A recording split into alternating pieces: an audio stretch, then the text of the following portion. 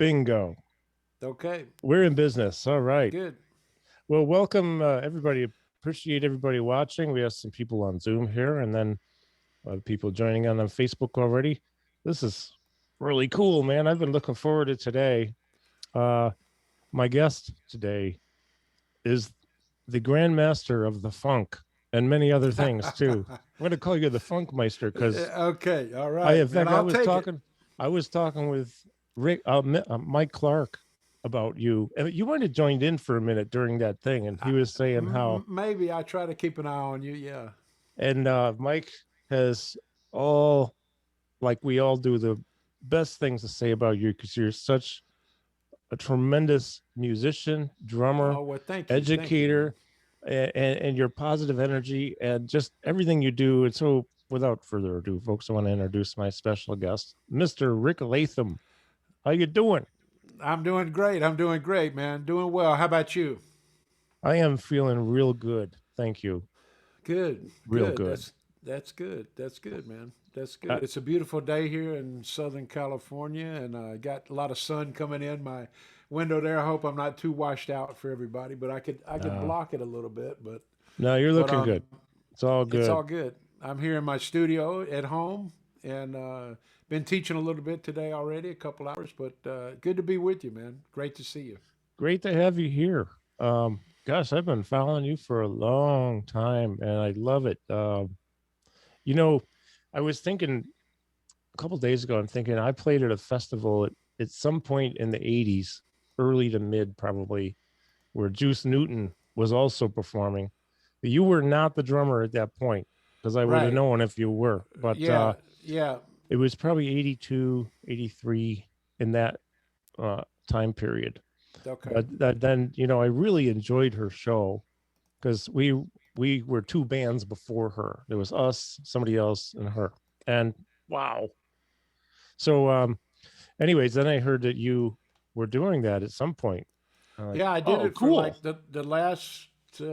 I just she actually kind of stopped touring a couple years ago, but I did it for the last 10 years, like Oh, of her career. Yeah, so I guess I started in maybe 2007 or something like that, and did it till about 2017 or somewhere in there.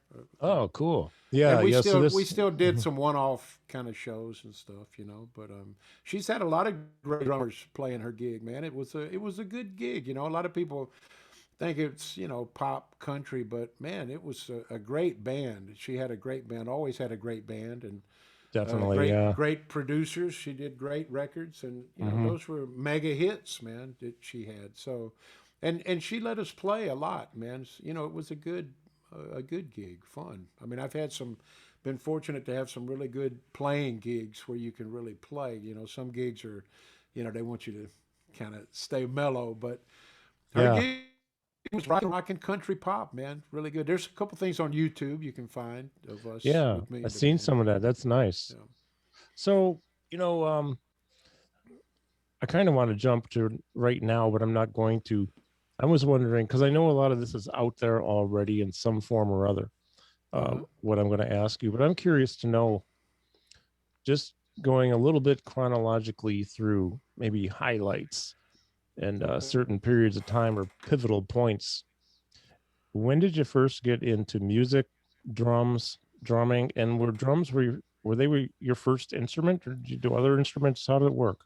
No, drums were my first instrument. I started playing, man, in like junior high school band. I was living in Columbia, South Carolina, Mm-hmm. and that's where I'm from. I was born in Columbia and lived there until I went to college. Later, we'll get into that probably. But yeah, first started. I was 12 years old, man, and just something about at that age, man, I was seeing guys on TV, and growing up in the South, man, I was listening to a lot of like gospel music and soul music, R&B, school R&B, Mm-hmm. and I was really drawn to that for some reason, man. And I would see like Buddy, which I don't know really why the drums kind of hit me, but I would be able to stay up late. My parents would let me stay up late and watch Johnny Carson, That's cool. Buddy, and Ed Shaughnessy in the band, and Oh Colin God, Bailey that used to sub for, me you know, too. My and parents too. We so were always watching yeah, the Tonight yeah, Show, and then Buddy Rich would be a guest, and all these other.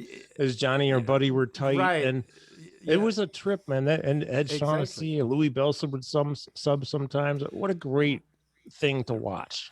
Exactly, man. Exactly. And those were, those were the big drummers in those days. There weren't, all these guys on. Joe Morello was a big influence too, Yeah. and Take Five. My parents, they loved like jazz, and Mm. they would play big band. We had a console stereo. Remember those big, like a big console stereo? I So had one. We had one too. Yeah. and we had like Tommy Dorsey, all the. This sounds very old, man, but that's what was happening.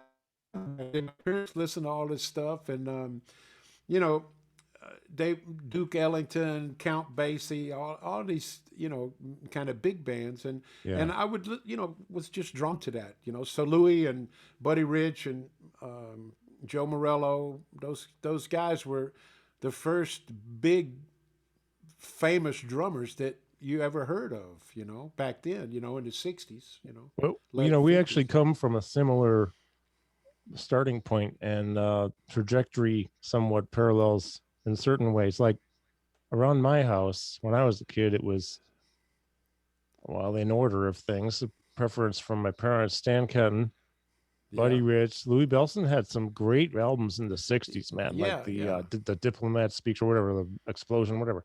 Uh, hmm And Ella Fitzgerald, Louis with yeah. Ella, Oh, that's I mean, right. I forgot. yeah, yeah. Yeah, so they had a lot of that. Woody Herman, Maynard Ferguson, especially the '60s Maynard, they loved.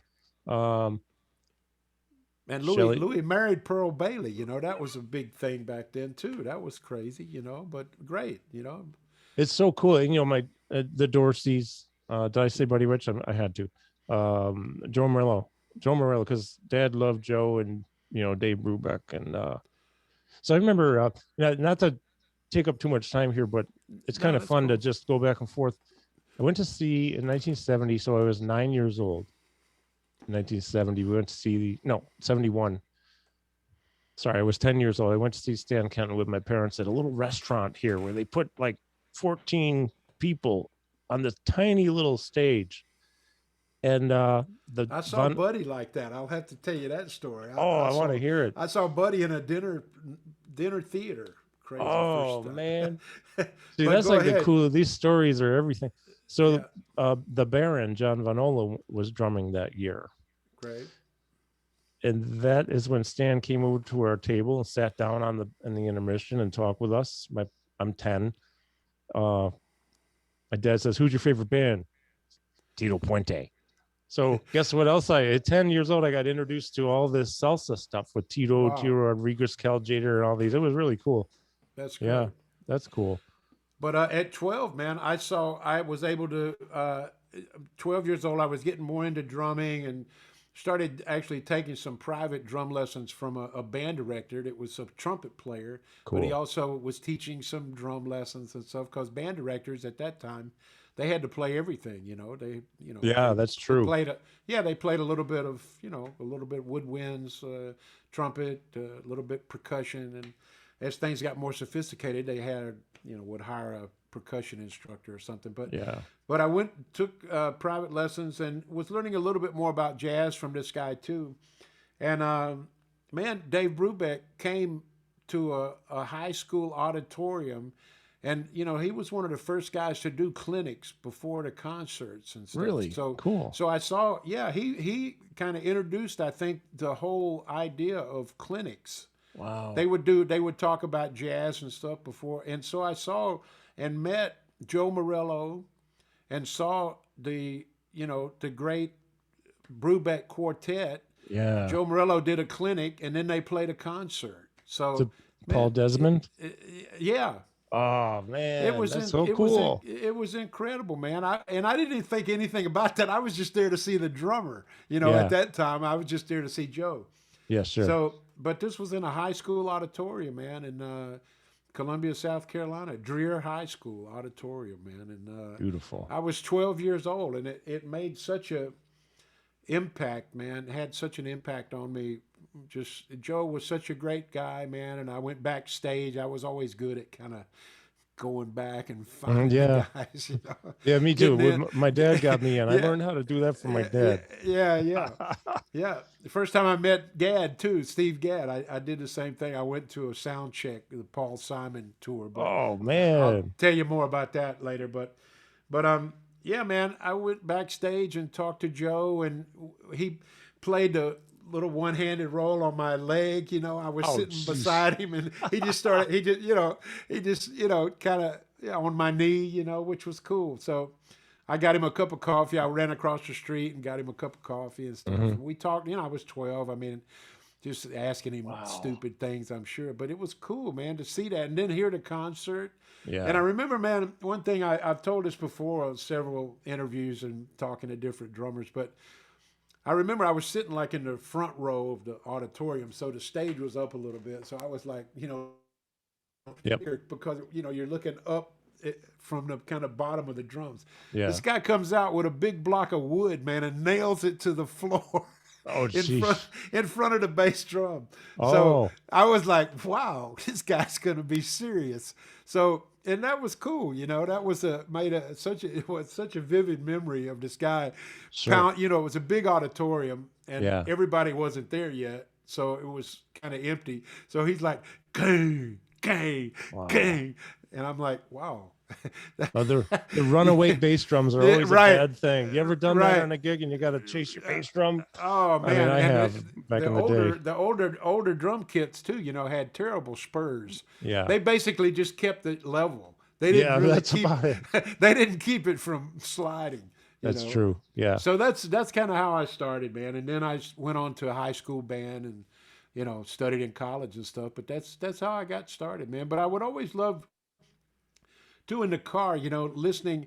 At that time there was only AM radio, so Hmm. anytime my parents would drive me to school or something, I would always turn on these like soul stations or gospel stations, and it Hmm. was funny because I really loved that music. Hmm. And growing up in the South, I mean, there were a lot of like really black radio stations with gospel music, and Hmm.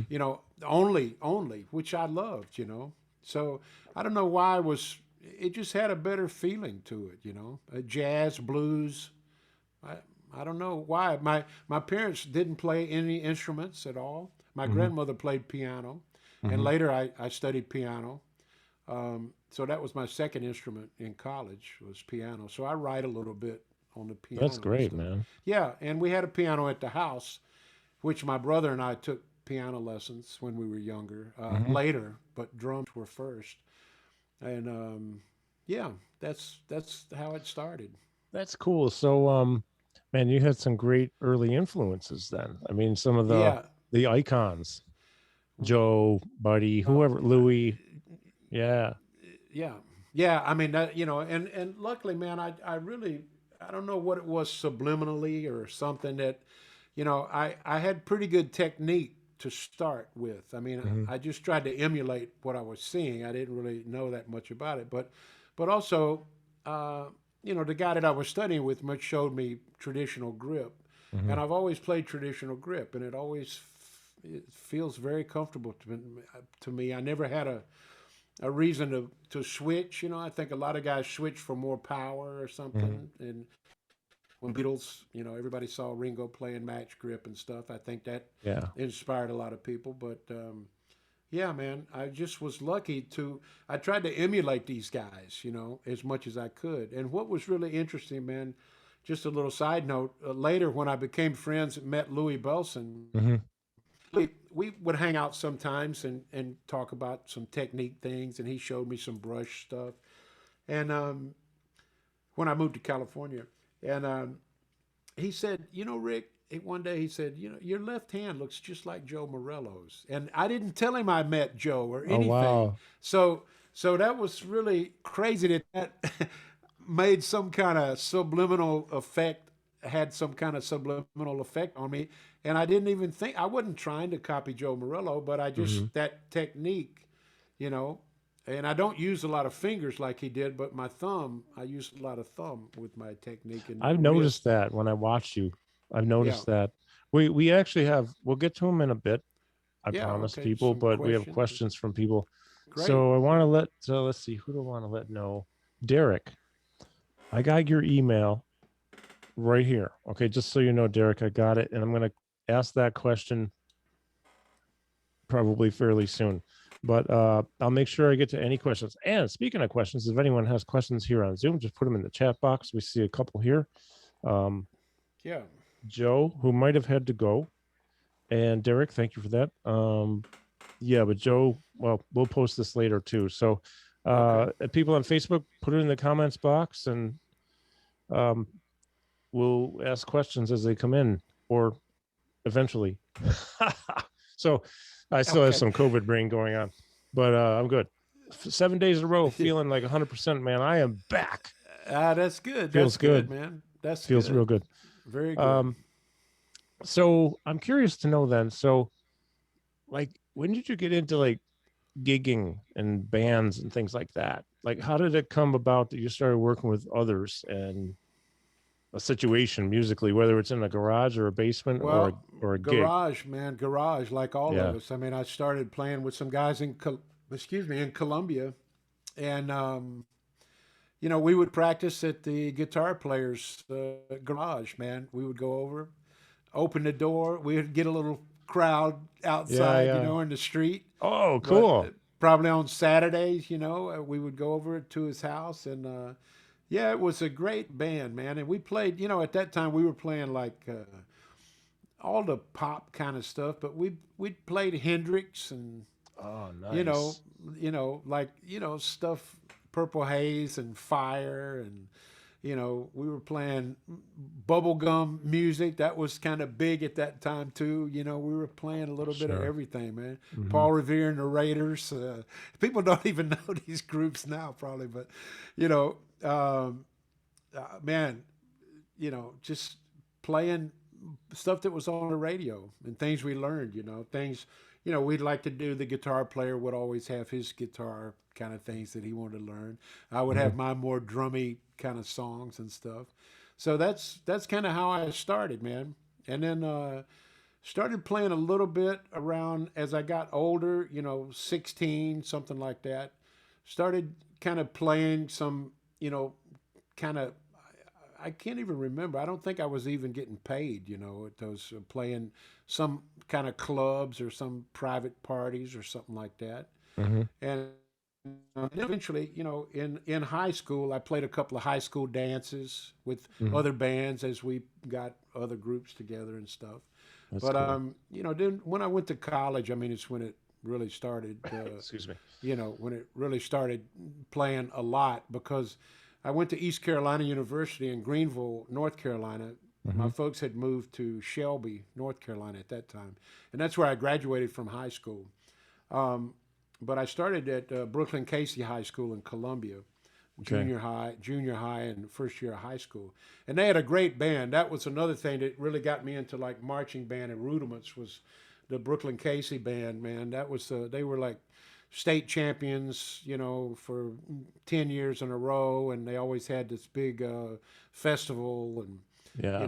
so I had to learn all these kind of Connecticut halftime, the downfall of Paris, all the great three camps, all that stuff, Yeah. and started doing a band and all state band, all city band, trying out, Mm-hmm. auditioning and stuff, and eventually went to East Carolina University, studied with Harold Jones, a great percussionist, drummer.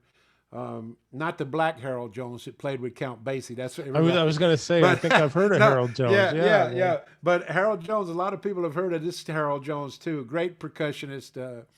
He's actually in the PAS Hall of Fame now, and Okay. a lot of great drummers came out of East Carolina. Mm. But I was kind of, had again. I was lucky to have some pretty good technique and good snare drum technique and stuff when I went. So I actually studied more timpani and marimba with Mm-hmm. Harold, and snare drum, classical type stuff, multi Interesting. percussion and things like that. So I was into the lab band, the jazz band, the orchestra, the wind ensemble, all this stuff. And I was kind of got a reputation of being, like the new kid in town that could read well and Mm-hmm. play different styles.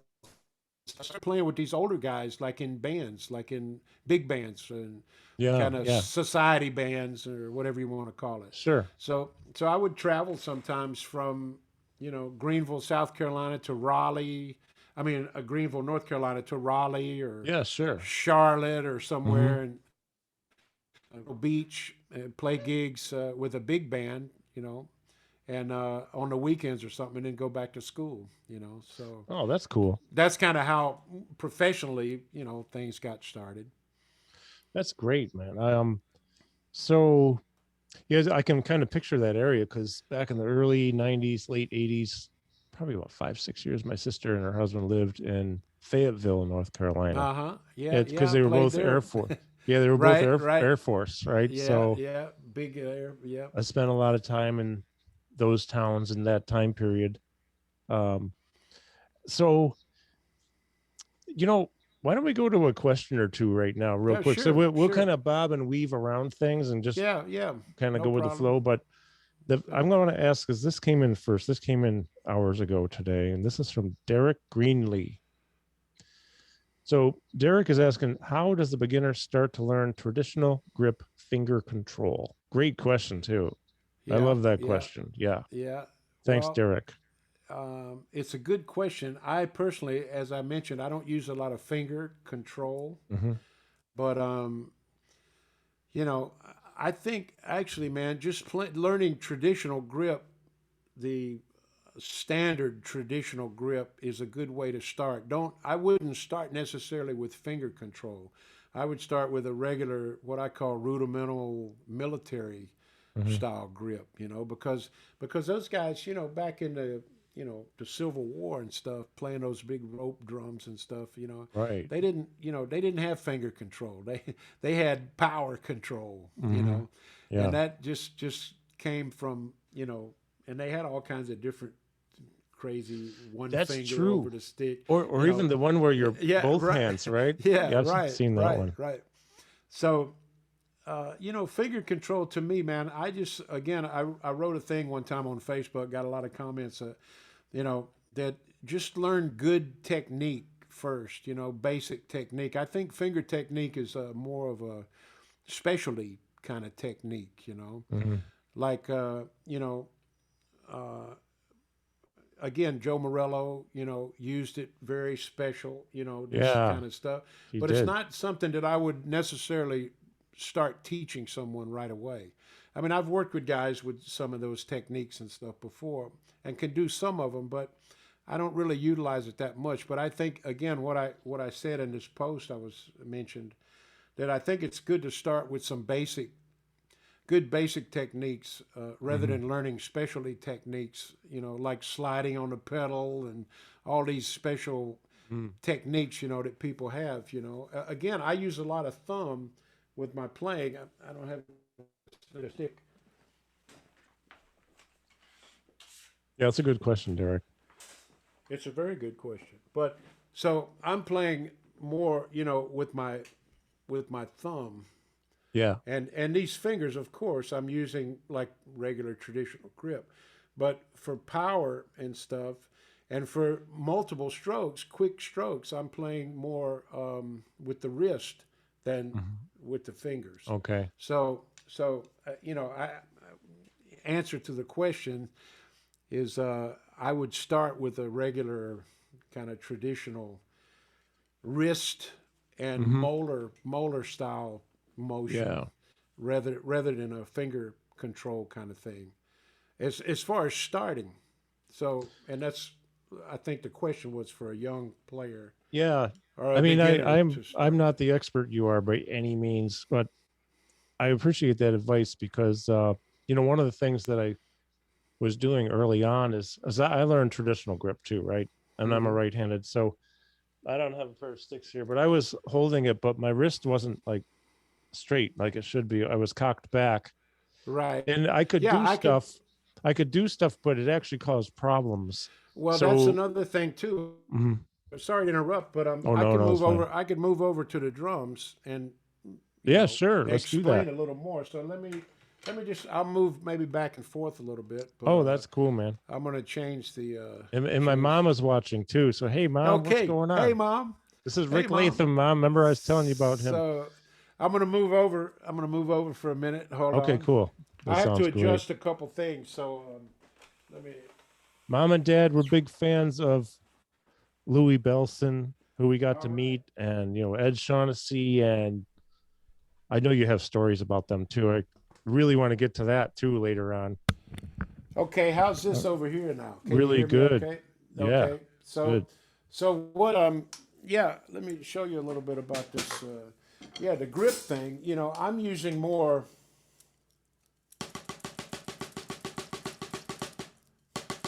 You got a really lot of thumb going on. yeah, a lot. That's cool. There's a lot.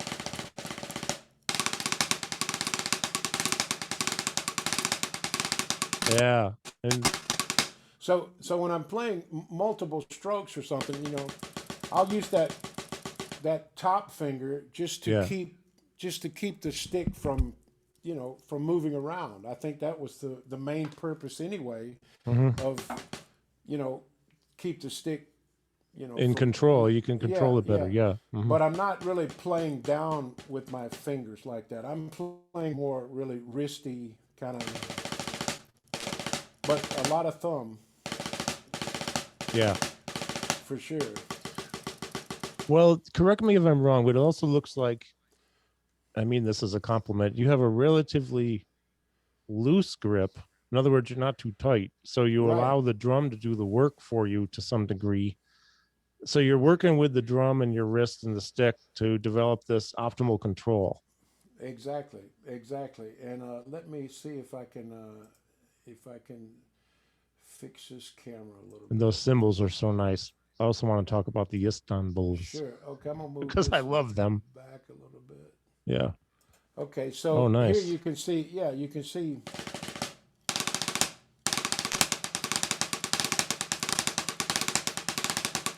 Yeah. yeah, it's a loose grip, but it's firm. It's Yeah. not real tight in my right hand. Hmm. And again, it's very important that I think guys really find this, that fleshy part of the Yeah. thumb, That's, but yeah. that the stick really fits there, and it will stay there. It will just hang there by Hmm. itself. I'm Right. not I'm not squeezing it at all. It's just kind of hanging there. Hmm. I've been doing it for 50 years, so I mean, Yeah. it's used Right. to it. It's used Yeah. to it. But and then just bring the hand up, and of course, I do use that molar thing a lot Hmm. with both hands. But that's so important, man. It's very important. I think a lot of drummers play very stiff and very tight. So I do have a relaxed grip. It's very concise and very firm, but I, relaxed. I'm glad you You said that. know. That's a better way to put it than I did, as a loose grip. But I didn't mean that in a bad way. I meant Yeah, as a compliment. yeah. But relaxed is better because you have to have control, right? But you don't want to have an injury from holding on too tight. Right, right. And like you said, I think you probably see it better from this angle. So, like you said, some guys play with their hand down, this left hand down Yeah, flat, that was and me for a long time. Hmm. that can cause problems because it's not a natural. You can't really rotate your wrist No. like you can when it's up like this. So Hmm. Yeah.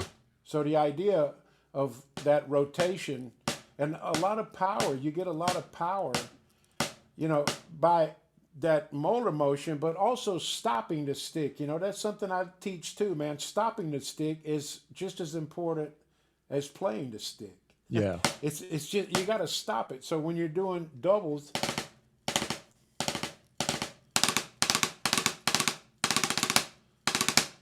Yeah. Yeah. Yeah. Right. Hmm. stopping the stick, not letting the stick kind of move around, in your hand. That's Hmm. another problem a lot of people have. So I use really all these fingers on the stick too in the right hand. And for guys that are playing match grip, you can do this with both hands. But I try to keep both fingers, both little fingers, really touching the stick most of the time. Hmm. It's not again, it's not tight. It's not a tight thing, Yeah. but they follow the Well, stick. it's more like So a guide or something. I don't yeah, know how to and describe it. they follow the stick. Actually, Yeah. that's what your fingers follow the That's stick. I don't play a lot of like that kind mhm. of. I don't really do. I do it. You can hear the Okay. difference. You Yeah, can oh, hear. It's totally. funny. You can this. That's one thing. Listen That's to another thing. that. Yeah. Yeah. Yeah. That's really, and that really it translates through the cymbals and drums as well. Totally. So It, that's another sound. It's all about touch and sound. We talk about that a lot with drummers. Why does this guy sound different? Every guy could play the same drum set, 10 different guys. They all sound different. It's touch. yeah. It's touch and feel technique. But Hmm. touch is important. Yeah. Oh, So yeah, I definitely. hope that helped the answer to that question. We kind of got off on a tangent, but I think it was all worthwhile. But But yeah, but I wouldn't yeah. necessarily, you know, try to teach this kind of thing right away. It's It's more of a interesting. specialty. It's a specialty technique. Yeah. Yeah, it's interesting. Just a side note here. My Yeah. dad, and I didn't agree with him at the time. I was like, no, it can't be this way. But it was. I've quickly realized it was, is that Buddy and Joe Morello had that thing going on. Yeah. And they could just do like a digga, digga, digga, digga, digga, digga, digga, digga. I was like, oh my God. And Yeah. he had figured it out. He would sit Yeah. down and do it. And Well, it I'm like, takes time. It takes yeah. time to figure it out. That's what. And he noticed the hand position. I never noticed it. He was more advanced in that area, certainly in a lot of other areas than I ever will be, or Was he a certainly at the drummer? time. Was he a drummer Yeah, too? Oh, yeah, oh, drums were oh, his primary instrument, but oh, that's great. when it comes to music, I mean, I've never composed a song. I'd say if had to write a song to save my life, I'd be dead. And like he would write music, he would arrange, he could play the piano, self-taught, and he and my mom both went to Ithaca College, Okay, but yeah, still great he was school. self-taught before that, and he was really a much more well-rounded musician than I could ever hope to be. Um, and I don't want to say like I'm just a drummer, but I mean the fact of the matter is I'm just a drummer who has ideas of other stuff, but it never did it. Although Well, I've been messing around with his old keyboard, Mom. I've been messing around with that old yeah, keyboard that's downstairs. I that's got to tell good, you, man. I That's might good. be getting something somewhere with this. Yeah, yeah, I think drummers should all play keyboards, man. I think they should all play some kind of, you know, more yeah. melodic instrument. I think that helps to make you a better musician. To round it out. In Yeah, college I did. I had to, or I couldn't have gone through it. But then, I stopped completely sure, out of college. I never did anything. And that was all classical I was learning, Bach etudes and this and that. And I wasn't sure, interested when I was 19 and 20. That was like, who cares? sure. I Yeah, didn't yeah, understand sure. the value in that at the time. Hmm. But yeah, it's interesting. It's interesting. Another side note too is Peter Erskine was telling me that it's his USC gig, every person in the music program is required to take one semester a drum set. That's kind of cool too, right? So they Yeah, cross yeah, over and you yeah. get a better understanding of, well, you become more well-rounded that way. Yeah, when I was teaching at North, I went to North Texas for my master's to Oh work on yeah. my master's, and Mm-hmm. I was teaching a class. I forget now what it was called, but it was like, yeah, it was a percussion class for non-percussion majors. It was Oh just to learn about rhythmic stuff a little bit and how to approach playing the snare drum and stuff. I think for guys, people that wanted to be band directors and stuff like that. So, yeah. yeah. So that was. I don't know if it was required at that time, but yeah, I was teaching a class like two of non drummers, teaching them rudiments and some of this kind of stuff. So yeah, the technique, how to hold the sticks and things like that. So I think that's a good thing. Yeah, for other musicians too, to get an appreciation of what drummers really Yeah. have to go through. I think that's important. Yeah, it's so interesting about, some of my idols. For example, you look at Michael Brecker, Jan Hammer, Chick Corea.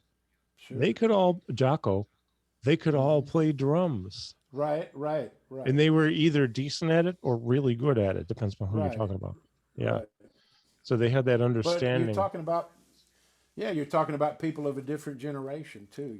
Thinking differently about music, Yeah. jazz, and Yeah. things like that. So We that's have a that's comment. interesting. Let me go back to a comment here Sure. from Yeah. um let's see. Gary Kennedy. Gary Kennedy says Pat Travers must be enjoyable to work with. Yeah, yeah, he was. I played with Pat when we played with Edgar Winter when I was touring with Edgar Winter a couple Yeah. times. We played some concerts and I did a couple other things. But great rock and roll, it's Yeah. all good. That's cool. Anthony Cusina is here. Good to see you again, Anthony. He says, "Greetings, gentlemen. Hi, Rick. Glad to see you're doing well." He's wondering, Rick, could you talk about some things you're working on these days to improve your playing? And would you also talk about your current setup for your home studio? Thank you. Actually, we have another parallel with that, which is Okay. from, I believe it's Joe. Rick, what kind of switcher are you using? Okay. Now, I'm not a Yeah. techie guy, so I think that might Yeah. be camera switcher, I'll but I'm not sure. I'll go. Yeah. Okay. Yeah. Yeah, I'll go through this a little bit, but thanks for the questions. And yeah, I can move back over. It's a little bit looks better to talk over there, but since we're sure. talking about that That's stuff, cool. I'll talk from here for a little bit.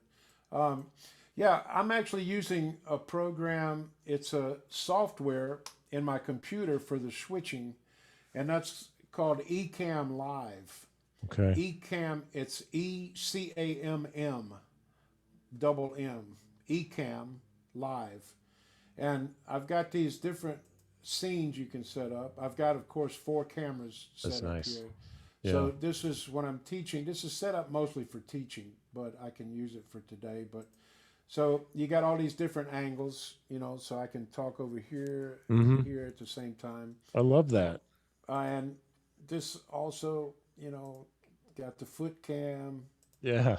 split screen, the close up thing, and Hmm. then the four screen. So what I'm using is Ecamm Live for the switcher. That's a Hmm. software program that's actually on my computer. It's Okay. I don't really I'm using kind of a again kind of bastardized setup that I put together that it works, Hmm. and Yeah. it's interesting that it sounds good. I didn't play the drums yet, but I'll play those in a little bit so you can hear Sure. the sound. But Cool. I am running the system through my DAW, through my digital audio workstation in my Okay. computer, and I have another mixer that I'm running the sound from my studio, let's say, the studio sound, close mic'd drums, into another. This is a separate computer that I use too for streaming. I found that too because when I use the streaming and my music software at the same time, it's a lot. It's a lot for a computer to do, especially if Hmm. I'm doing like live playing or recording or something. It's the less you have going on at the same time, the better for the Yeah. computers. But Bandwidth. Yep. and I'm yeah, and bandwidth and memory, processing speed, all that stuff. I am a big Mac guy, so I'm using Mac computers. I have several Macs here, laptops, desktops, Mac Mini. But I bought a separate Mac Mini for this streaming thing. So I'm using a whole separate system here. So the sound is going from my workstation, from my studio sound, into another interface into this computer. Hmm. So, and then the cameras are all plugged into this computer as well. Okay. So the sound, my audio is going through my studio sound and then into this computer. The Hmm. cameras are going directly into this computer. All right. So I'm going to play just a minute, just so Yeah, you can please. get an That'd idea be of what's happening. I that'd be can. great. I have this vocal mic here. You'll hear a pop, a little click like Hmm. this. Okay. And you won't hear my voice as much, but the drums are much better. All right, cool.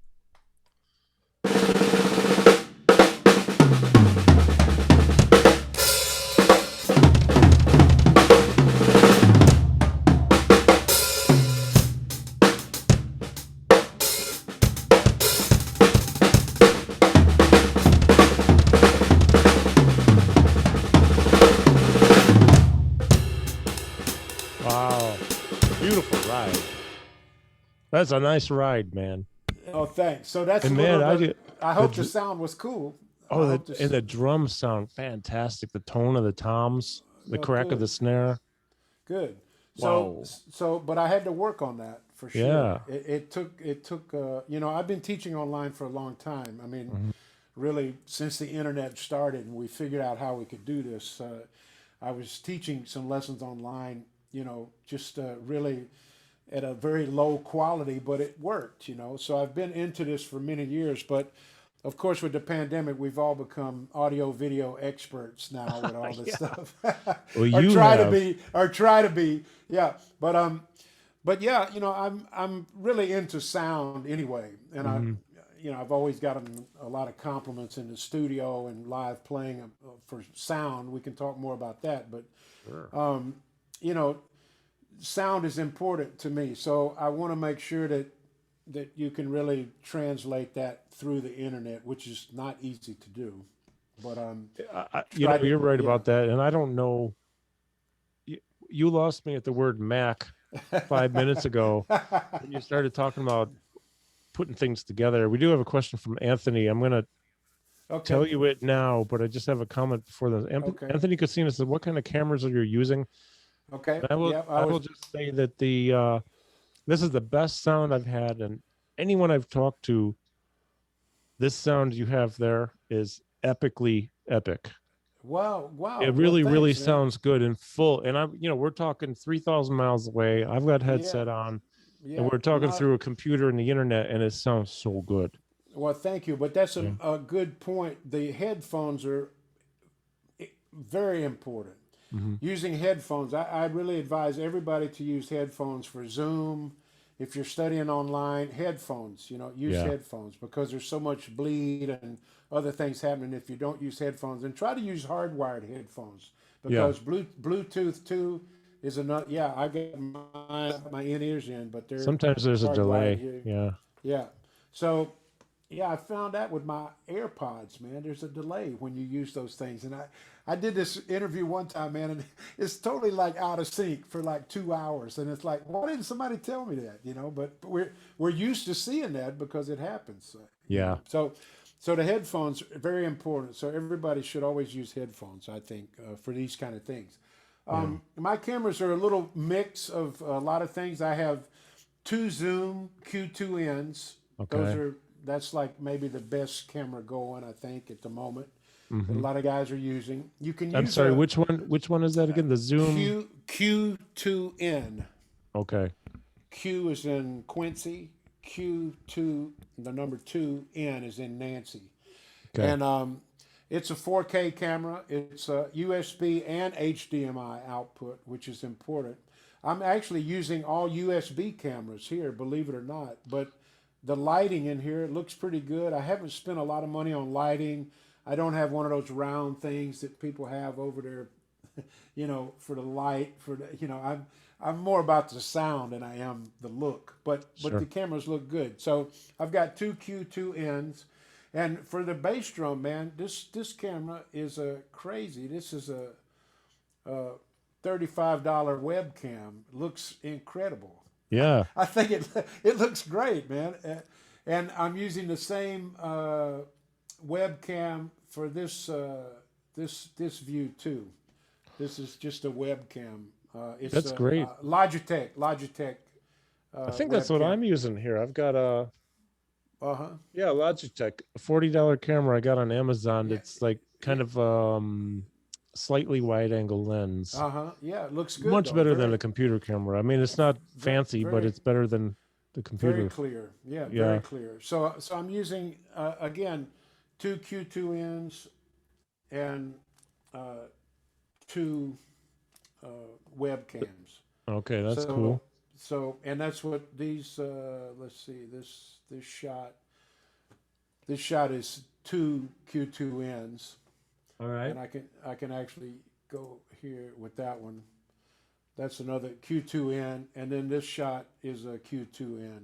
So they're probably the shots, but still this foot shot, man, looks Oh, it's epic. It's it perfect. looks pretty good, I You think. see the whole foot. You see the So this whole thing everything. when I'm playing, Oh, yeah, that's great.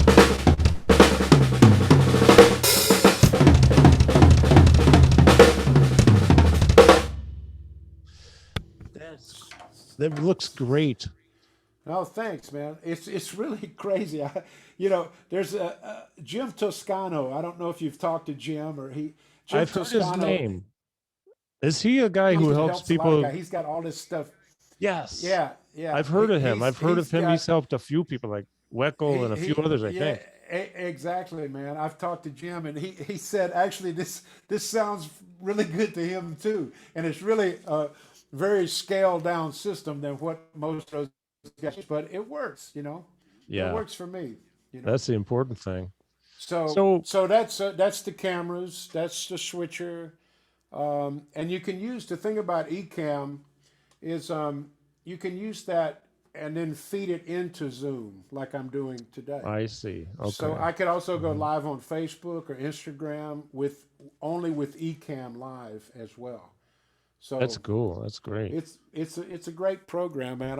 I'm really and those guys are really good about support, and they've answered a lot of questions. They've incorporated something I suggested to them. So got a Yeah. good relationship with them. And I know Tom Breckline too, another good friend of mine, great Mm, drummer. yeah, he's great. I'm using Ecamm Live. He's using Ecamm Live too, I think. Oh, okay. I was So talking with any him. other something I didn't cover? Oh, I have a question for you. I was looking at Yeah. your oh, Anthony says, yeah, Jim is his tech coach too. Yeah. Okay. Okay. Yeah, Yeah. Anthony, I think you're the one who originally told me about Jim Toscano. Yeah. Jim is a great guy, man, and Yeah. he really has answered some great questions for me. But it was funny that I told him what I was using, and he said it don't mess with it. It looks good, you know, I, That's you know. cool. But he gave me some great suggestions, which I could upgrade some things and make it even a little bit better. But this it works for me right now. That's cool. But he's So a great guy. If here's a anybody needs, question. Yeah. sorry, if anybody needs help with live streaming and cameras, microphones, switchers, he's the guy. Jim is Jim great. Toscano. Yeah. So when I was looking at your foot, I was trying to see are you a heel up guy, heel down, or I you am. mix it up? I'm heel up, and Mm-hmm. it's more. I like to explain it like this, man. I'm heel up, but I still use like the molar idea, but with Okay. with the ankle and the leg. Yeah. All So right. so Ah, so my can you hear me okay like this yeah. without Yeah. okay? It's a little bit low, I know, without That's the okay. mic, but so what I like to do is I play heel up, but my heel is not up too high. I think a lot Mm-hmm. of guys heels they're too up, way up, like on the you have to use the ball of your foot Yeah. and put your heel down a little bit. My heel Mm-hmm. is not up that high, so when I'm playing a lot, it looks like it's almost on the floor.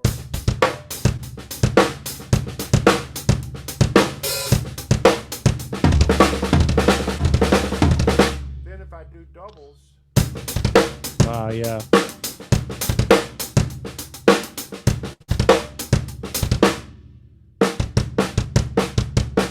Okay.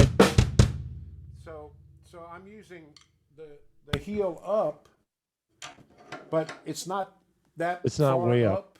Yeah, yeah, and again, Okay. it's motion. If I make a like a double stroke, like a samba thing, Mm-hmm.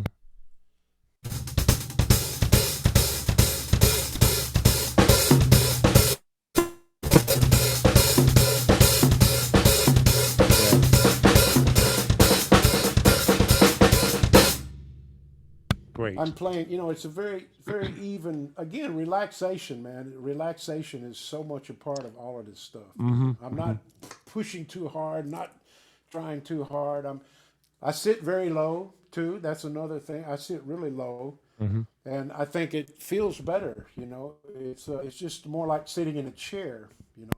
What's just curious? I mean, this is all up to the person and the individual, of course. And I'm Sure. kind of a heel down guy who Uh, tried to go heel up, but the problem is, and you just made me feel better. You just taught me something very Balance. valuable. Is I wound up being heel a little bit up, but not a lot because I couldn't go way up, otherwise I'd lose my center of gravity and I The couldn't play balance. a The damn thing. balance.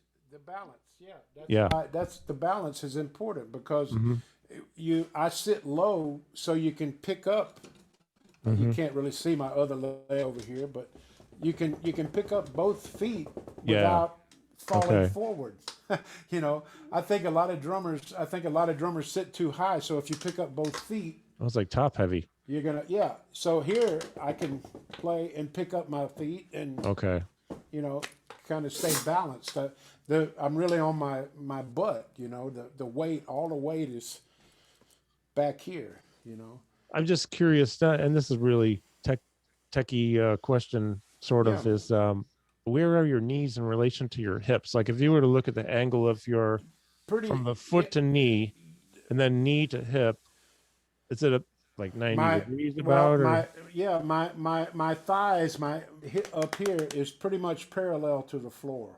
okay. I like that. Yeah. It's almost like I said. It's almost like sitting in a regular chair. Mm-hmm.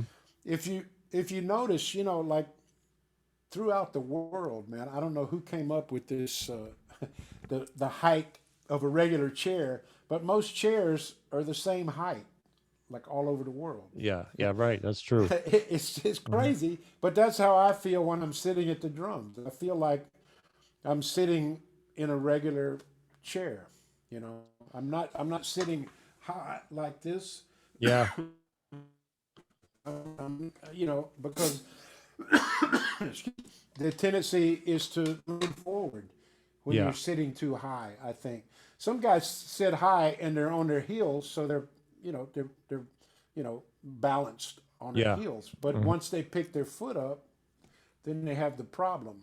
Hmm. Hmm. But again, it works both ways. I mean, a lot of great jazz drummers use heel down and do this action, Yeah. which is Um, which is great.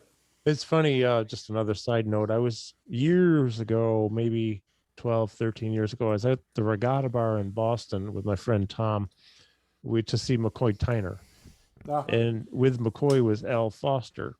Great, And great. you might as well just put him on the floor. He was sitting so low.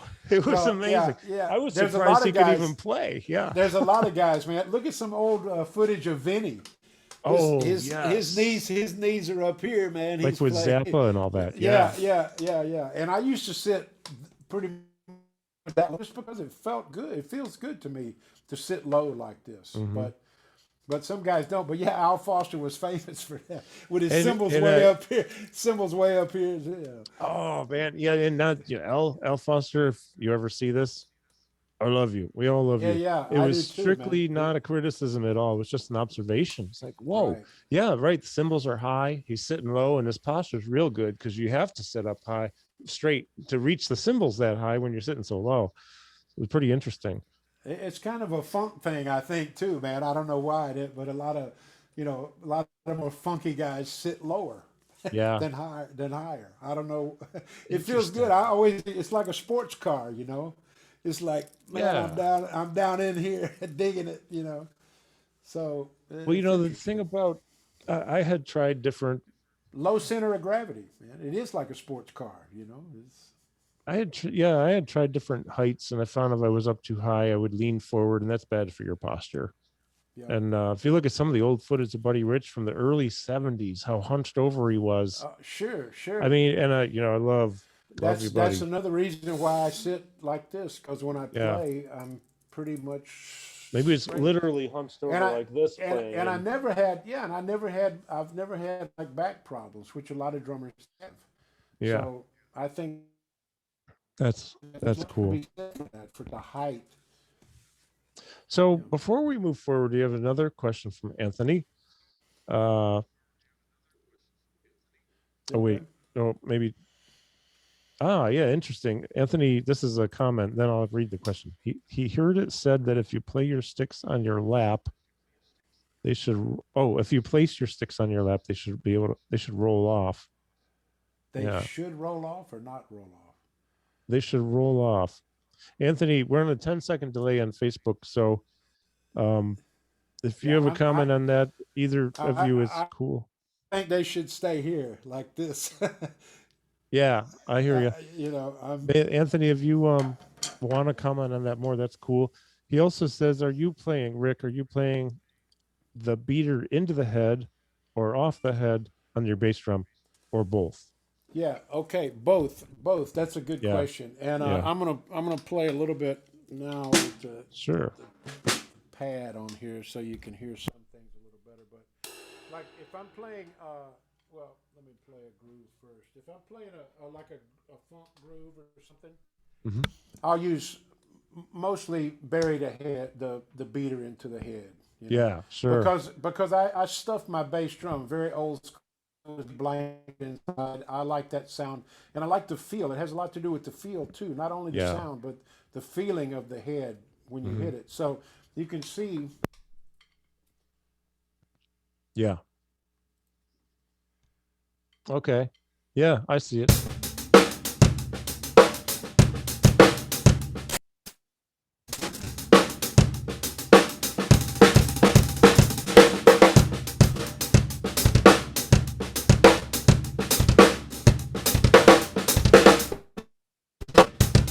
Nice. so if I'm playing something like that, I'm pretty much digging in. But if I'm playing a jazz tune, like in a trio or something, I can bring Mhm. it out. Yeah.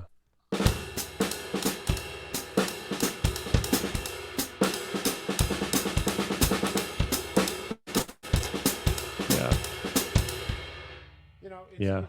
it's a different feeling. You know, it's a totally different thing. So I kind of, but I mostly put it in, and I'm playing. I would play heel down that way too, but I could still Okay. play Yep. heel up, playing jazz. You know, play swing.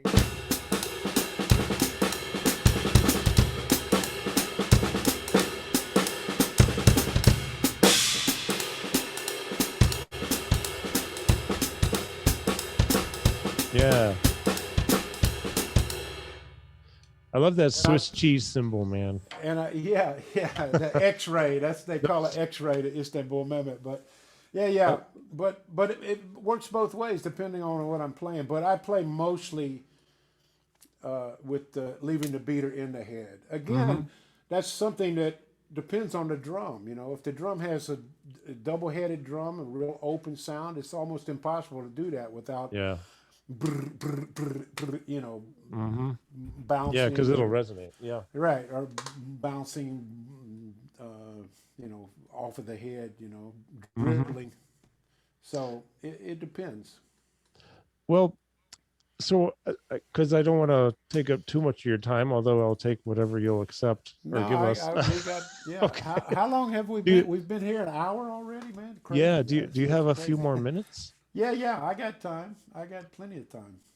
Well, okay. This one is completely self-indulgent, and it's really for my mom Okay. because you and I were talking on the phone last month, and before you tell the story again, though, I want to make sure that people realize that you have books out there. And there's some real classic books like Well, funk thank you. and this and that, and they're really good. Yeah. So, um, but I also want to kind of segue that in. If you want to talk about the books, I'd love for people to make sure they know. But also, I love the story of you at wherever it was, and Louis there, and he pulls your book out of his bag. Oh yeah, Yeah, yeah. If you don't mind. his briefcase, man. This was the first time I met Louis in person. But Mhm. it's interesting because when I wrote my book, man, I was 25 years old. I had just left graduate school and was living in Dallas, Texas. Worked on the book, wrote it, published it myself. 1980. And before then, I had, when I was working on the book, I had communicated by phone and by snail mail. Hmm. Remember writing a letter Yeah, to I remember. someone and mailing it? I corresponded with Louis and Ed, Steve Gadd, Oh, wow. Harvey Mason, uh, all these guys, uh, you know, writing a letter saying, "Hey, I've got this book coming out. I'd like to show it to you. I'm transcribing stuff. I love your playing. I'm a big fan. Blah blah blah." Louis wrote me a great letter back, man, and, but wrote with his phone number. All these Handwrite. guys Yeah, answered, yeah. with different. Yeah, yeah. I've still got that, man. It's great. I do And too. Yeah, go ahead.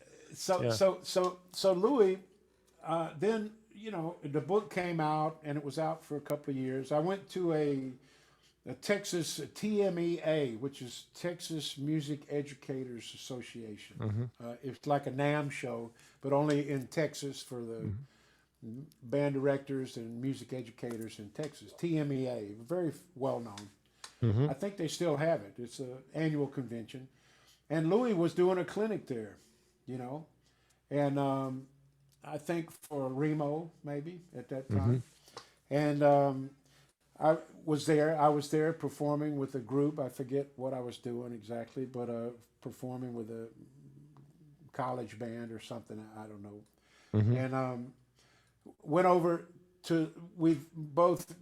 I had talked to Louis on the phone before that, and that's when he was married to Pearl Bailey. So I used to talk to Yeah. Pearl Bailey on the Oh, phone, wow, man, and that's cool. she'd say, yeah, I'd say, "Hey, Pearl, is Louis around?" She'd say, "Yeah, honey, he just sat down to some eggs. Hold on a second." You know, so man, he was living in Lake Havasu City at that time, Hmm. and so anyway, we had made arrangements. I was going to see him at TMEA. So I walked over to the booth. I saw him at the Remo booth. I went over. "Hey, Louis, it's Rick." He said, "Yeah, man. Yeah, great to meet you. Really great to meet you. And congratulations on your book and stuff." I said, "Man, it's so great of you to write the endorsement thing about it." Mm. Yeah. And he said, "No, I've got it right here in my briefcase, man. I carry it with me." And he opened his briefcase and had my book in his The briefcase. I'm like, advanced "Dude, funk study advanced book, funk right? studies." Yeah, Yeah, yeah. right. I'll show it. It was It's your over first there. one. Yeah. Yeah, yeah, the yellow book. Hmm. And man, I was tripping. I was freaking out. I was only, like 26, 27 at this And time. Louis Belson has your And book. Louis says, "Yeah, I carry it like a Bible." He said, Whoa, that's so "Yeah, good. it was like incredible." So was such a great guy. We became really good friends, and that was just an incredible story. But then he said, "Hey, Rick, come on with me, man. I got to go set up because walk with me." We just really met in person for the first time, so we Yeah. talked on the phone. But he said, "Yeah, come on with me. I got to go set up, and sound check." So we go over to the auditorium, and we're talking about different stuff. And I see cases, Louis Belson stenciled Hmm. all over them, like the Buddy Yeah. Rich cases you see on it everywhere, And I'm still 27, man. I'm like, wow, this is my idol, man. This is all of his equipment, it's Yeah. great. And he started pulling stuff out of the cases. I said, "Hey, Louis, isn't there somebody here to help you with that stuff, man?" He said, "That's why I brought you." so, so I helped him set up, man. It was really funny, great. And then actually, man, the other part of the story is crazy too. I think I told you You did. he You got to tell he this one too. after the sound check, man. Yeah. Louis says, "Come on, Rick, come over to the hotel, man, right across the street. We can continue talking and hanging out. And I got to go change clothes. So we get to the hotel. He goes in, takes us into the bathroom, starts to shower. He says, "Yeah, come on in." So he's in the shower. I can't see him, and I'm sitting on the closed toilet, talking to Louis Belson. Louis is in the shower He's in the shower. with the shower curtain pulled. Oh, And I'm wow. just sitting there. We're just having a Just talking. conversation, talking about drums and stuff. Yeah. And when And you then he told went me and did that a story, great it was concert. that's just like, oh, Yeah, nobody does that, right? I mean, that's yeah, so cool, yeah. I though. mean, So cool. it's so great, yeah, to meet guys like that, And that was, the first time, man, ever meeting the guy. So it was such a great feeling that he had Hmm. respect for me at a young age like that, man, that meant a lot to me, and really Isn't that great? I carry that with me today when I meet guys. I love Mhm. meeting people and teaching and Yeah. helping drummers, and it's all good, man. It's all good. Some people are so guarded, they don't want to talk to anybody, and but that was a different time too, man. It was he grew up in a different era. Yeah. I first met Louis when I was probably around 11 or 12. My father took me to a clinic he was doing, and I might have told you this, but the rest of you don't know. Uh, he drove up in a Yeah. station wagon, just Louis. And it had to be a rent a car or something because I don't think he didn't live East Coast, did he, in the 70s? Where did he live back in the East? I don't think so. I don't know. I don't know But in the he '70s. drives up in a wagon with all, the big uh, bass drums because he had, at that point in time, I forget what drum company he was with, but I mean, they uh, weren't small bass drums. They were probably 22s or 24s. sure, sure. And the whole setup, and he was alone. And where I remember, it actually, it's the place we That's saw funny. him is the same place I had my wedding reception. So years later, Oh a lot of wow. years later, it changed hands and changed names. But I saw Buddy there too for a show. But Louis was there for a clinic, and we were there really early. Dad was good with people. He knew how to connect and Right. talk respectfully and not feel like Sure. have them feel like he was imposing on them. And Right. Louis just took us in. It was almost like, oh yeah, sure. It's kind of a similar thing. Like, where's your help? No, you're here. Yeah. You're my Yeah. help. Yeah. Right. So Right. we're Exactly. carrying it in. He's got these cases stenciled in. There was one case where Pearl Bailey had done some, I think it was cymbal case, or she had like this special thing that she drew on there. And we were just talking about Oh, Pearl that's Bailey, funny. talking about Buddy Rich stories. He says, yeah, Yeah. once in a while, Buddy's a bad boy, but he's a good guy Uh-huh. Yeah. Yeah. Right. because they were good friends. But he was such a class act, and as Sure. Anthony says here, Anthony Casino, Louis was impeccable, and you know, Yeah. I'll never forget that impression he left. I met him other times after that, but Sure. and actually, Sure. I wrote him letters too. I used to send him to the Tonight Show, Right. and he would Right. write back from that. A couple months later, I still have them in my scrapbook. Two letters Yeah. from Louis, a couple from Peter Erskine, one That's from Ed great. Sonesty. Yeah, it's That's so great. cool. I took Peter out for barbecue, man, at East Carolina. He played with Maynard Ferguson, Oh, I and, remember and that band. I took him out. Yeah, I took him out for some barbecue in my Ford van I was I bet he driving at loved that that. time. Yeah, that was funny, man. Some That's stuff like cool. that, meeting those guys. The first time I met Steve Gadd, I mentioned earlier, I snuck into a Paul Simon sound check in Dallas. Yeah, And this was when Late in the Evening and all yeah. that stuff had just come out, 50 Ways, and Oh that's in the yeah. yellow in my funk book, 50 Yes. Ways. So I Mhm. was one of the first guys to transcribe that, and I snuck in and went backstage, knocked on the door, and you know saw Steve. I said, "Hey, Steve, Rick Latham." He said, "Yeah, man, it's great to meet you." And he, I said, thanks for talking to me about the book and stuff. Mm. I had talked to Carol, his wife, on the phone a Oh couple times yeah, yeah, before, Carol. and we connected. And that was the first time I met Steve in person. Yeah. And he's like, "Come on in, yeah, yeah, yeah." He said, "It's great to see that stuff written down, man. Let me see that. And so he's, and Richard T was in the band at that time, and still around. And Oh, Richard T was like, I was with taking all Paul these Simon? pictures. Yeah, yeah, yeah, I didn't yeah, know he man. played with Paul Simon. Oh, Cool. oh yeah, sure, man. He played all those great piano parts and Oh stuff. wow. Okay. But he was touring with him at that time, and Mm-hmm. I was out during the sound check taking all these pictures. And Steve Gadd asked me to play his drums actually while he went out in the audience to listen what they sounded like. Wow. This is That's cool. crazy. This is another cool thing that Yeah. Oh you know. yeah. And so Richard T was I was taking all these pictures of Steve's had that cymbal with the chunk out of it, and I was taking all this Yeah. stuff. And Richard T was like, "Who's this guy, man, taking all these pictures?" Because they worried about what they were playing and instruments they were endorsing. And Steve Gadd said, "It's okay, man. He's a friend of mine." We just met, so just funny stuff like that, man. Happened, and it's hard to do that stuff nowadays. You know, it's just Seems like there's it so is. It's different than it it, used to be. yeah, yeah. Somehow it's different, man. Even before, obviously, the pandemic is a separate thing in and of itself, but it's still Yeah, different even before the pandemic. sure, Uh, sure. Unless you're in like a small club or something like Right. the Well, baked that's potato, and yeah. Chad Wackerman walks by or something. Sure, sure, man. That's what's great Yeah, about playing at the Potato. It's great. You're so yeah. close to everybody, and it's funny talking about Buddy, man. I saw Buddy in a nightclub like that, like a dinner. We had dinner, and then Buddy was playing. This was for my 16th birthday, and Oh, this great. was in Greenville, South Carolina, Hmm. and it was a dinner theater, and I'm sitting like to the right of Buddy, you know, so I Hmm. didn't wasn't on his left side, couldn't see that, but I was really at a table just over here, you know, Hmm. and the band was there for hours, man. It was that killer band with all the great guys, man, with Pete Chris Lieb and Oh, geez. all the great players, you know, Hmm. at that time, and they were all set up and stuff, man. It started like it was 30 minutes late and an hour late from the start time, and they said, Buddy had an accident, man. He was driving his Ferrari behind a bus Oh, that he jeez. used to do. I Yeah, understand a lot. I don't know, he but did.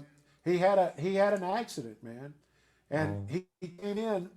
The band was there with their suits, whatever they had on. They were, Buddy came in with like a zip up jumpsuit on, you know, like this was the '60s, This was so came in, was totally like out of his mind, looked crazy on some kind of painkillers or something, hmm. Walked right by our table. I said, "Hey, Mister Rich," like that. He just kind of looked at me and just walked by, But I could tell he was kind of out, And they said that he had an accident, but he's okay, and he's coming to play the show, and the show must go on. And great, that was taught me a lot too. He sat down and blistered the drums, man. I'm sure. Just incredible, man. It was, and you thinking, this guy was just in an automobile accident. You don't know Yeah, how serious, but he wasn't. I mean, he wasn't messed up or that'll anything, shake anybody up, no matter but what. yeah, Yeah. yeah, yeah. So I remember he had like they had come out and put his drums together. It's always a tech guy come out Hmm. and he picked up a box of sticks, man, and just started throwing sticks, picking out the good ones. That was cool too. Oh, Before yeah. he played, I mean, he just walked up. The band's ready. He walked up on the bandstand, and starts like, That's great. you know, Well, it was killer.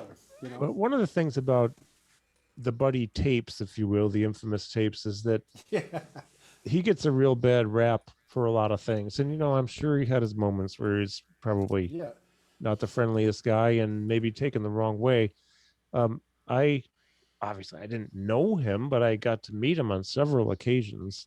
And I Uh-huh. know people who've worked with him, the Walt Weiskopf and some others. And I mean, he was what it was is first of all, he was always very friendly to me and my Yeah. dad, Uh-huh. very friendly, very just really polite and respectful and appreciative, right? Sure. Even of a 10-year-old, like and Right. Yeah. but then he also just had the highest standards. It's Sure, like, man. He I'm was gonna a bust my ass perfectionist. and I'm gonna give you everything I've got, and you're in my band, you're gonna do it too. If you don't like it, Exactly. you're out. And Yeah. whether Exactly, he had man. an accident or he's not feeling good. I remember one time I saw him here in Syracuse. And I know he had a fever, and he was feeling awful, and he was sweating, and just I don't think I ever saw him play better than that night. If you can even I imagine that, right? hey, I saw him. I saw him. Check this out, man. This is a picture that a student made for me. This is right after his quadruple bypass surgery. Oh, wow, jeez, Playing in Dallas, Texas. I saw him, man, and he that's killed it. beautiful. This That's a was beautiful picture. after this was out in the parking lot, like of a hotel Wow, somewhere, that's nice. and he killed it, man. He just had quadruple bypass surgery, you know, and Jeez. killed it. He killed it.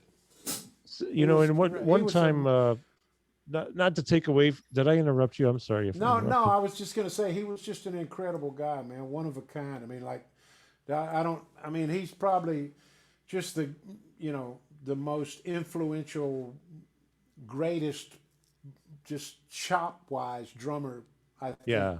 still to this day. I mean, nobody sounds like that, and nobody can do that stuff, man. Every time I saw him, and I did see him about 10 or 12 times live. You know, I didn't Hmm. talk to him, but I would always go see him. And man, every time he played, he would do something totally that he never did before Yeah. and never did again. Hmm. He was always it was always something special, and you go, "Whoa, what was that?" And Yeah. it was gone, and then he'd never do it again. But do you remember that? Man, the last time I saw him, he did this thing, and then there's another one. And there's another you thing. know, Yeah.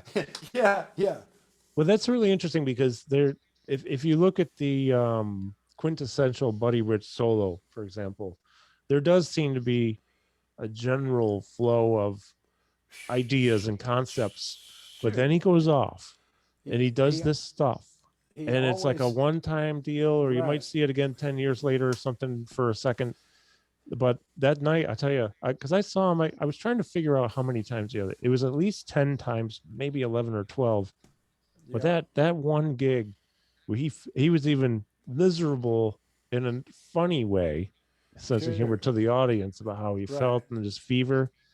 I'm telling you, he was blistering and he was smooth. It was like Hmm. some nights he seemed a little bit tighter than others, but this night was Right. the Right. flow was completely just, and he was Sometimes, on man, fire. yeah, his technique Beautiful. was just incredible, man. He had Yeah. flawless technique, and people again, some young drummers see that and they think that they can start with that. You can't start with that. You can't. Well, that That was me. takes I wanted to do that that. that that takes years. Well, I used to think that too, but I Yeah. found that out. I mean, it takes years and years to perfect that kind of playing.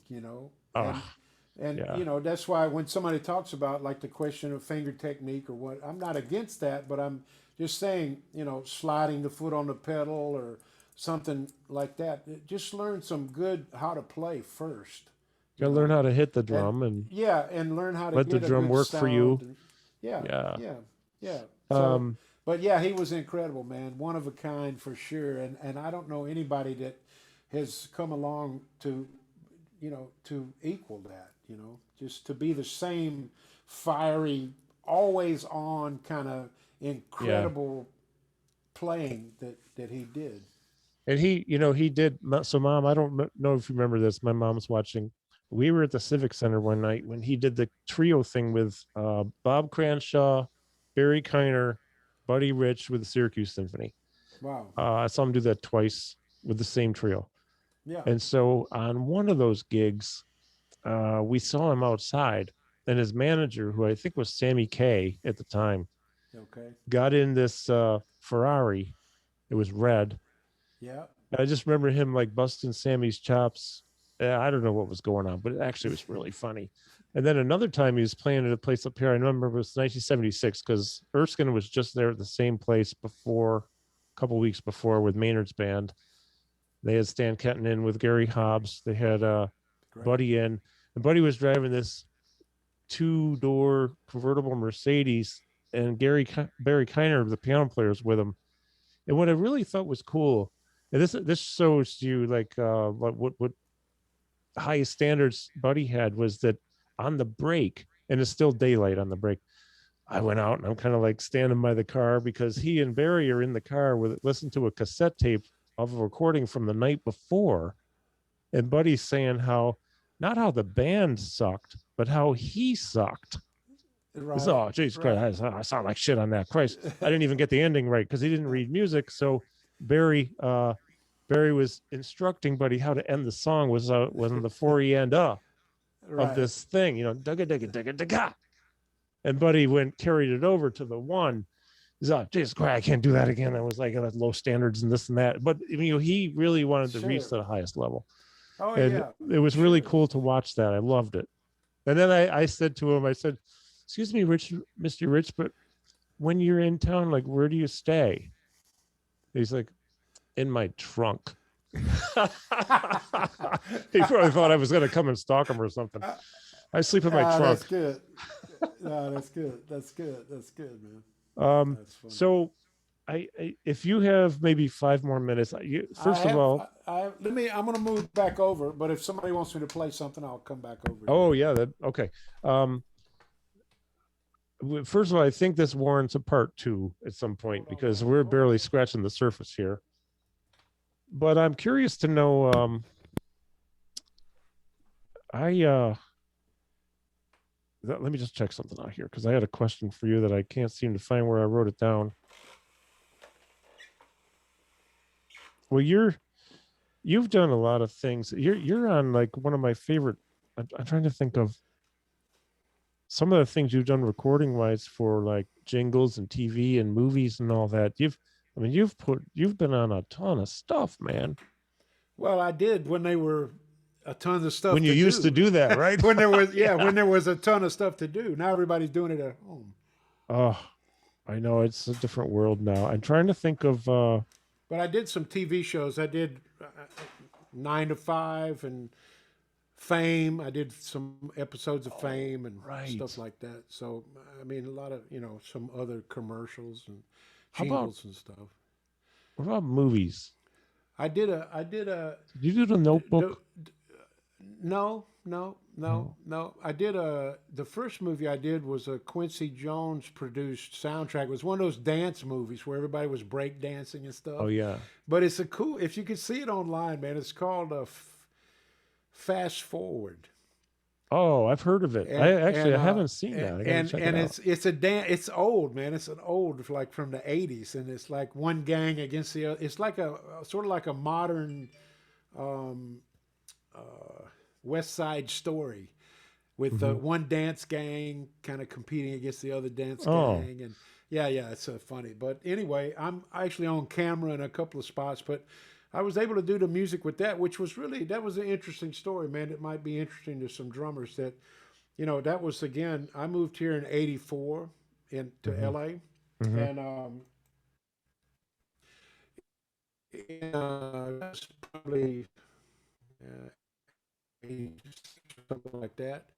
Uh, it was interesting, man, because I was actually hired to do the rehearsals with the dancers with a piano, only a piano player, a great pianist, Devon Pershing, a great rehearsal accompanist here in LA. So it was only piano and drums. okay. So we got what they call sketching the parts. So we would actually work with the dancers every day. It was great money, man, at that Oh, time. I mean, great. We worked for months hmm with this pre-production every day at the Debbie Reynolds Dance Studio wow. in North Hollywood, and we would actually write.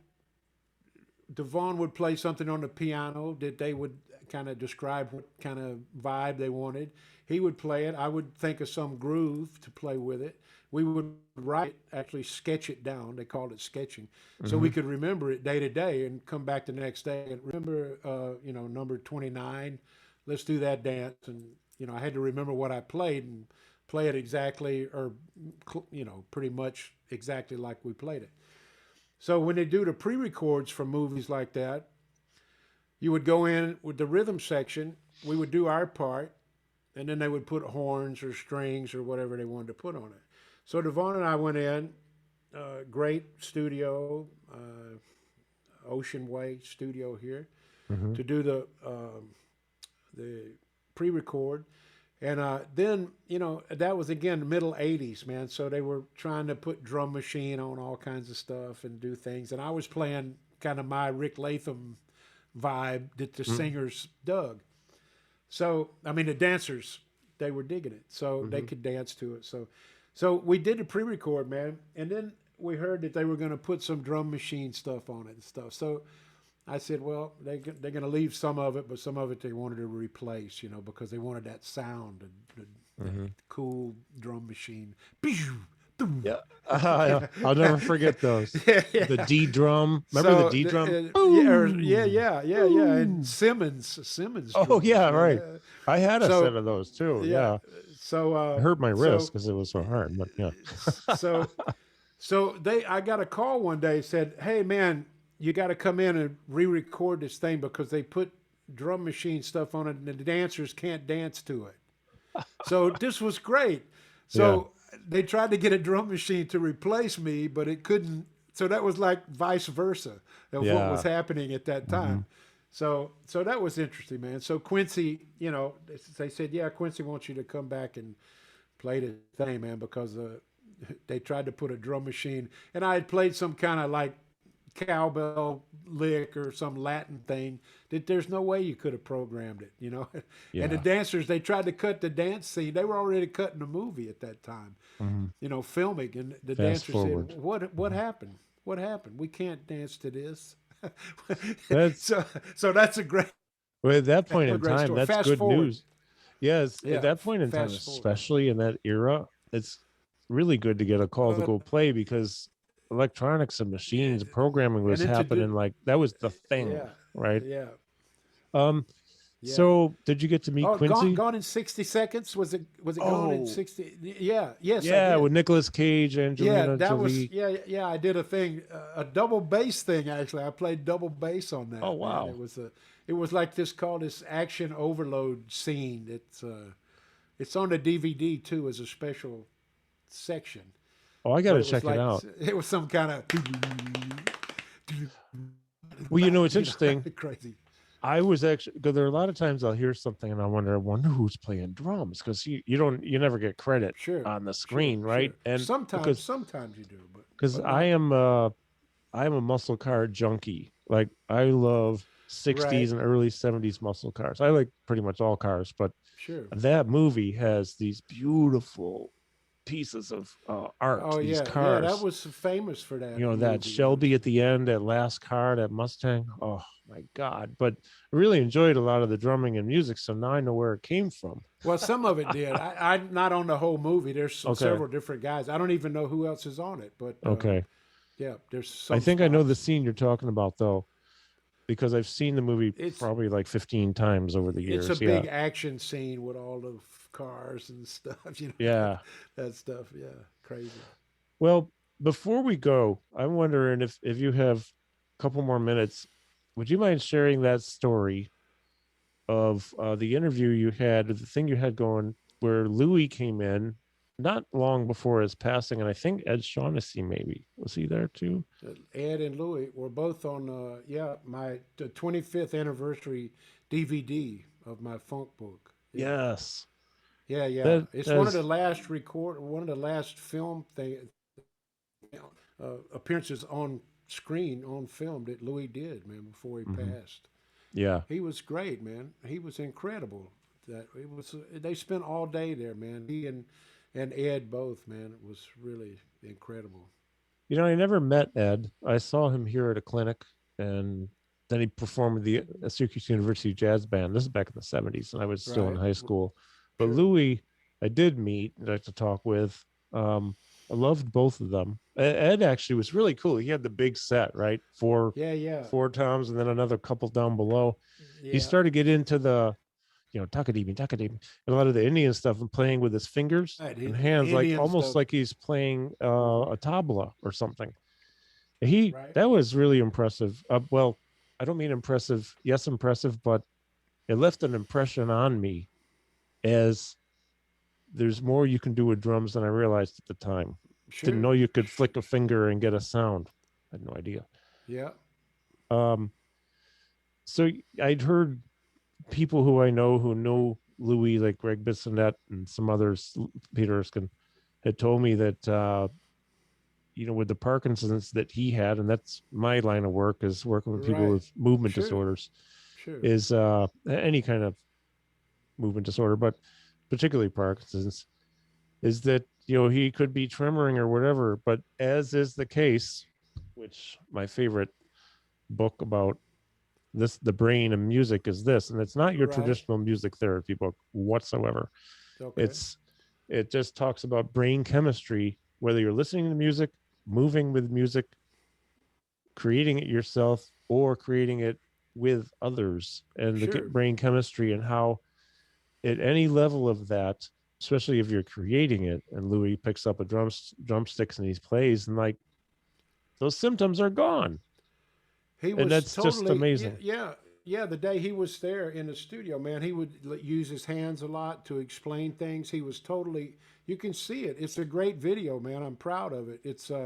It's available actually from CPP Belwin. Okay. It's my other videos are with Drum Channel and Alfred Music, but CPP has that video, and it's just the 25th anniversary. It's got both of my previous videos of the books on it, Hmm. but it's the interviews with Louis and Ed are incredible, man. And we talk about all this stuff, you know. And Yeah. that I told you about when we first met and stuff like that. But Louis, man, he was great that day. I mean, you would never know. And this was, not long before he passed away. So he was definitely had the tremors and stuff sometimes. But this day, man, he was incredible. It was really great. Very Yeah. clear, very lucid, and great. He was a classy guy, man. Yeah, he both Ed too, man. Hmm. Such great human beings. Just great. That and they're And like I think institutions, you know? yeah, I think that's something too, man. That a lot of people, just you know, treat people like you want to be treated. Hmm. That's I think that's the golden rule. It's always good. Just to act like you would like someone else to act. Or you know, be be kind. You know. I love it. That's such great advice, you know. It's easy to be negative, but it's not that Yeah, hard to be positive. It's easy to yeah, be an asshole, pardon me.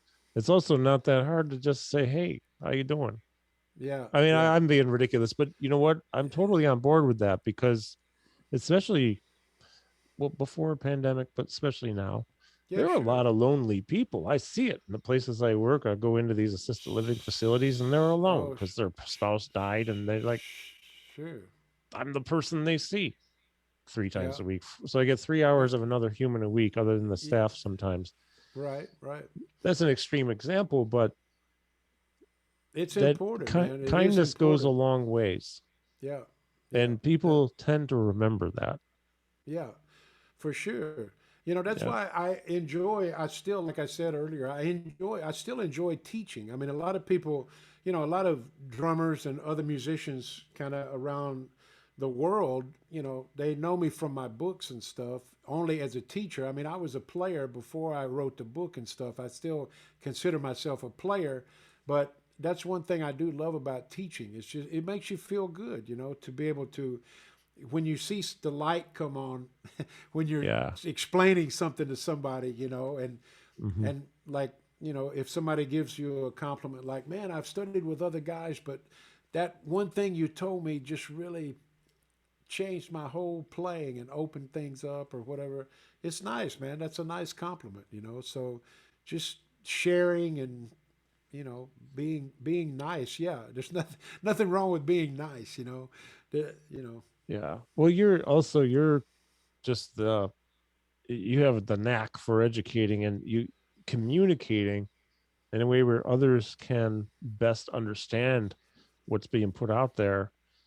And Well, you're thank you, well thank you. known and well highly respected from so many around the world. You've done so many clinics all over the world, and I appreciate what you do in Well, every thank aspect you. of whether playing or jingles back in the day, Yeah, recordings, yeah. touring, educating. You're the man, my friend. Well, thank you, man. Thank you. I just, again, I love doing it. I love playing. I love teaching. I love music. Really looking forward. It looks like there's some light at the end of the tunnel, man, coming Yeah, out I of this think so. pandemic. And Yeah. really looking forward to getting back to it because I miss it. I miss, we actually have something coming up this Friday. There's a, I'm teaching some at MI at Musicians Institute, Okay. and we're doing, of course, everything's online now. My private lessons and a couple classes that I teach, but we're doing a live stream concert this coming Friday.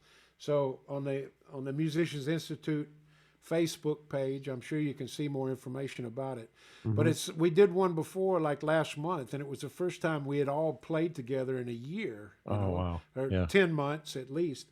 So we're going to do it again, and it's all social distance and in a big auditorium, but it's streamed, great sound, great lighting, great camera, with a Great. great band, a great band. So I'm looking forward to that, man. Just this Oh week, sure. this Real coming people week. on the stage with you. But that was such, yeah. We all felt so Yeah. good last time, man. Last month, but now we're starting to plan some things. I'm starting to plan some things for later this summer. Now it looks like things are opening up a little bit better, and That'll be good. don't go too fast. I'm still a big advocate for wearing masks and stuff. I think it's still important when you go out in public. And you know, I'm Well, still, I don't want to get too political here about stuff, but I think again that's being considerate to other people, man. Just you know, we you just said what I was thinking, and this comes from I communicate with a lot of people in the medical world and neurology, especially for the work I do. right, But sure, I have another interview series I do, which is all that stuff. right, But the right. music and all that is just a passion, and I love it. Kind of like to switch to this full time. But anyways, the bottom line is it is a mask doesn't guarantee anything, but it does help. It doesn't mean you won't get COVID. I got COVID and I had a shield and a mask on and all that, but I might have gotten it sooner if I didn't wear that stuff. Maybe I would have spread it to somebody. The bottom line Right. is That's the great that data. you're doing well too, man. Just want to Uh, say I'm glad you're it, doing well. That's I've not to complain. I'm really lucky. It didn't hit my respiratory system, it hit my central nervous system mostly, and that was really weird. I won't go into that because it doesn't matter. Bottom line is, I was masked up. I was being protective. I was doing everything. I get my first Pfizer dose on Monday, and then 3 weeks from Monday, I'll get the second. So that's done in the next 3 weeks and a couple days. That'll be good. But bottom line is, masks help to reduce the risk. So sure. I say I'm with you on that. Mask up. I don't like it. I'm going to tell you, but I'm going to do it because I Yeah. have a family. I have a 4-month-old granddaughter, and it's really Hmm. also like a social responsibility. Exactly. Exactly, Respect your man. fellow humans. Yeah. Yeah. You don't want It's people getting sick, yeah. Yeah. Exactly. I agree with that, man. Yeah. It's and that's respect. It's a respect thing. yeah, I agree. Well, so the last thing for now, Yeah. Yeah. because I Sure. think part two down the road in a couple months, maybe I would love to do that if you're up for it. Uh, because I have a whole bunch more questions, but we'll get to them at some point. Not today. Well, that's If okay. If people, there's a couple more, I got a little more time. If there's some questions that that you think would be oh good no, to answer, these I'll. are all questions for me, and there's like Oh, 12 of okay. Okay. them. Okay. So Okay. at Okay. some Okay. point, no, I really appreciate you taking the time so Sure. much. We Hey, planned this man. way in advance, and I appreciate it so much. Before we close out, I am going to show my books real quick because Oh, good. I Yeah, have them please. over here. I was going to ask that. Where can people get your books? And also, if they want to study with you, where should they go if they Yeah. want to contact you? Uh, these are my books: Advanced Yeah, Funk that's Studies, that. Yeah. the Yellow Book, everybody calls it, and Hmm. the Contemporary Drum Set Techniques, the second Yeah. book, Yeah. and then my DVD, Yeah. all about the groove. That's Yes. three DVDs. There's 5 hours of stuff on here with 16 play along tracks and all kinds of Oh, stuff. great. But you can get my books online from Hudson Music. Okay. You can download for your iPad or your phone or whatever device you use with audio, so it has the original audio. And Great.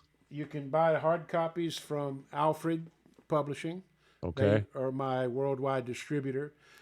Anywhere like Amazon, any Sir. online service, but they get them from Alfred, the hard copies, All right. and the DVD from Drum Channel. Okay, cool. And you can So we find got some of that online too, like Amazon, various places. But the digital versions from Hudson Music okay. and Yeah, they do a hard copy. lot. They're real Yeah, good yeah, too. yeah. Rob is great. Rob Wallace, Hudson Music, really great. Well, good. So between Drum Channel, Hudson Music, and Alfred Publishing, and maybe just Googling you, they Yeah, can sure, find places to get your DVDs and your sure, books. sure. That's And great. and and to study with me, you can just you can email me at funkyrick@earthlink.net. That's a very Okay. old email address I've had for since the internet started. It's Yeah, crazy, but it still works. And it's still there. That's you can, cool. but you Facebook, Instagram. Yeah, you All can right. contact me through Facebook or Instagram too. But yeah, I'm always teaching online and in person when we get back to that. So All right. just hit me up on that. You can find a lot of stuff on YouTube and stuff like that too. All right. Well, Rick, want to thank you so much, man. Thank you, Appreciate it a Carl. lot. Thanks Thank you, everyone man. for watching. Great Appreciate everybody conversation. tuning in. Mom, thank you. Anthony, everybody, Rick, it's really been a pleasure. Appreciate Great. all that you do. Thank you, man. Thanks so much. And it's perfect timing because my dog's scratching at the door barking, so it's time to go. Okay. She's probably hungry or it's Very got to go good. outside. I'm gonna have some lunch myself. It's what time is it? Almost 2 o'clock out here. Almost. So All right, cool. great. All Okay, right, Carl. I will be in touch soon. All right, and thanks again. Really appreciate it, Rick. Okay, man. Keep All up the the great best. work. Thanks. You too. All right, buddy. We'll see you Later. later. All Bye right, bye. bye bye. Bye bye.